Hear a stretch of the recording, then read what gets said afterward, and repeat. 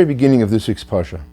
In fact, the very word from which we give this Parsha a name, Vayakhel, to gather, Moshe is commanded by Hashem to gather the Jewish people to give them the instructions for how to build the Mishkan. The same instructions that we've already received before, but now he's going to give them to the Jewish people and they're going to actually make it. For what reason is there a command for Moshe to gather the Jewish people? After all, if you think about it, when there's a lot of instructions, a lot of details, the best way to do that is to break people up into groups, assign leaders, give them the instructions, and they'll pass the instructions down the line till everybody gets it right. Why do we need to gather everyone together just to give these kinds of instructions?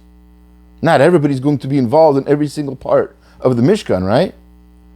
Well, you see, in a way they are.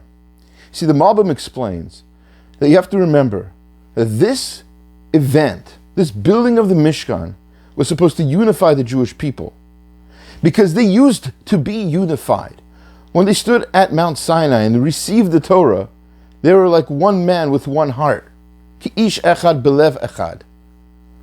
And that was destroyed, pulverized, when the Jewish people sinned with the golden calf. Because the only thing that unifies us is singularity of purpose.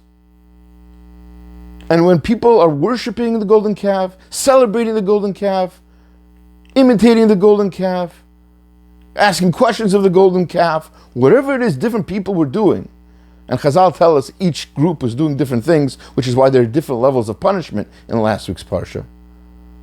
Everybody had their own ideas of what the golden calf meant. And when that happens, there's disunity. We need one singular purpose, one goal. And when we do that, that's what creates Jewish unity. Not what gefilte fish brand people like, not what kind of music people listen to, not what kind of clothing people wear. What really unites the Jewish people is one goal. What is our goal?